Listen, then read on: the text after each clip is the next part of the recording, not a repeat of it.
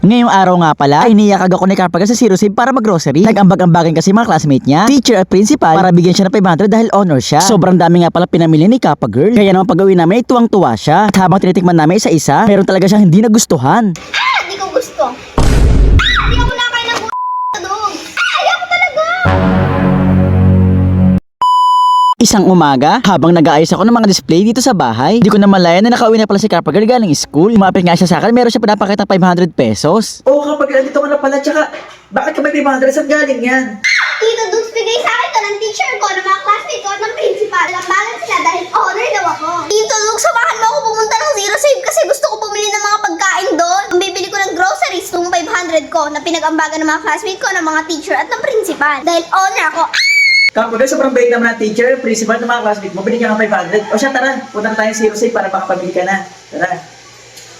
Kaya naman eto nga, kinuha ko ng susi ng e-bike. Eto nga, at on the way na agad kami sa Zero Save. Malapit lang naman ang Zero Save dito sa amin. Mga 1 minute drive lang, ay andito na agad kami. Tingnan nyo naman kung gaano ka-excited si Carpagal pumasok ng Zero Save. Tuwang-tuwa nga pala siya kasi automatic bubukas yung pintuan ng Zero Save. Ako naman ay dumiretso agad ako dito sa mga basket. Feeling ko kasi marami-rami ang bibili ni Carpagal ng mga pagkain. Bali, ang mga inaharap nga pala namin pagkain, yung mga first time namin makita at matitikman. Eto nga pala, una kinuha ni Carpagal. Ako naman, natikman ko na to dati. Pero isang flavor lang, ngayon 4 na. Eto nga pala yung next na kinuha ni Carpagal, Chocolitos. Kamukha pala siya ng crinkles. Oo, Carpagal, ito. Rice crackers, vegetable, gulay. Gusto mo to? Tito Dugs, ayoko niyan. Ayaw daw ni Carpagal ng gulay. Pero total, libre naman niya to, kaya kumuha ko na isang piraso. Ang next naman na tinuro ni Carpagal ay itong mug and milk biscuit. First time ko na din nakita to, kaya kumuha kami. Tapos eto din, kamukha ng honey, choco mani. Kaya naman kumuha din kami. At ang last, itong red velvet, parang pangmayaman. Kaya kumuha kami. Tito Dugs, bayaran na natin. Ang dami namin nakuha, pero 250 lang nagastos namin. At ngayon, uuwi na kami dahil excited na si Carpagal. Tikman lahat ng pinili niya. Sa mga kadigot, eto na nga pala, mga pinamili ni Carpagal sa Zero Save. So ngayon, mumukbangin na namin at mag-rate kami ng 1 to 10 kung ano masarap. Vegetable rice cracker, Wata Tops, Chocolitos, Choco Mani, red velvet. at Bot and Milk. Sa mga kadigot, eto lahat ng mga bago at first time lang namin nakita sa loob ng Zero Save. At hilang din namin ito matitikman. Excited na akong tikman, let's go! Mga kadigot, alahin namin itong red velvet. Buksan na natin. Ito ang itsura niya. Mga kadigot, eto siya, ayan. So, ganito ang itsura ng red velvet. Tikman na natin. Sarap siya. Bibigyan ko siya ng 8/10. 7 out of 10 kasi lasa siyang chocolate. Next ay Wata Tops. So, para meron siyang 4 na flavor at sa buong buhay ko, hindi din ako nakakita nito. Open na natin para malaman ang flavor. Dami niya. Marami siyang flavor. Cookies and cream, Vanilla cream, chocolate. mango graham. So, ang titikman ko ay cookies and cream. Ikaw. Cookies and cream rin. Buksan na natin. Ito ang itsura niya. So tikman na natin. 8/10 dahil nagbabalance ang cookies and cream. 8 out of 10 din kasi mahilig ako sa cookies and cream. Next ay itong Chocolitos. Open na natin. So, ganito ang itsura niya. Para siyang crinkles. Tito Dugs, kamukha yun ang binibenta sa kantin na libre na sa akin dahil honor daw ako. Talaga nakakakain ganito libre. Opo, Tito Dugs. Dahil honor ako, sabi ng tindera. Wow, sana all libre sa kantin. So, tikman na natin. So, ayan ang itsura niya. 7/10. Kasi parang hindi siya masyadong chocolate. 4 out of 10, di ko gusto. Di ko gusto. Next, ito ng Choco Mani. So, kamukha siya ng honey. Ito siya.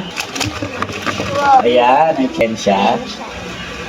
Umihani rin siya. Okay. So, sabi ko na parang honey nga lang din siya. Na medyo mapinat. 6/10. 7 out of 10 kasi parang medyo ano niya, yung medyo ano kasi siya. Yung ma-describe pero mas maano yung texture ng honey. Next, itong malt and milk. First time ko lang nakita to at first time ko lang matitikman. Biscuit, ito sa itsura niya. Yun, Ang mukha niya yung ano, mukha niya yung tiger. Ayan, ayan siya. Bigyan ko siya ng 9 kasi masarap, malambot, hindi gaano katamis, perfect. Ako din, 9. Kasi kalasi niya yung tiger, favorite ko rin yung tiger. Lagi ko rin yung kinakain ng bata ko. Sarap! At last, itong rice crackers vegetable. Di ako nakain ng gulay, Tito Dugs. Kumain ka kasi chichirin naman to. Ayoko talaga. Siya ako lang titikin. Bango. Ayoko talaga. Diba, sabi ng mga teacher, dapat kumakain ng gulay. Ayoko, Tito Dugs. Kahit bigyan kita 500, kakain ng gulay. Hindi pa rin, Tito Dugs. Ayoko talaga. Paano pag kinuha ko yung medal mo, kakain ka ng gulay? Hindi pa rin talaga, Tito Dugs. Wala lang titikim guys, hindi siya nakain ng gulay.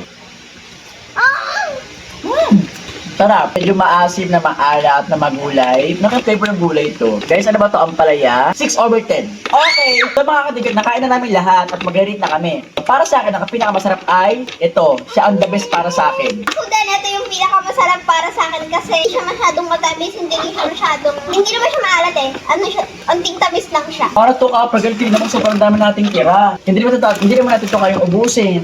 Tsaka wala na yung matandang nagugutom sa labas. Paano na sino kakain nito? Huwag ka mag-alala, Tito Dugs. Dadalhin ko to sa school. Bibigyan ko ang mga classmate ko, si Mama at si Principal. Tito Dugs, lagay mo na dito para madala ko na sa school. Okay kapag girl. Okay, Tito Dugs, kukunin ko na tayo pa sa school. Ibigay ko to sa mga teacher ko, sa mga classmates ko, at kay Principal. Bye! Okay kapag girl, ingat.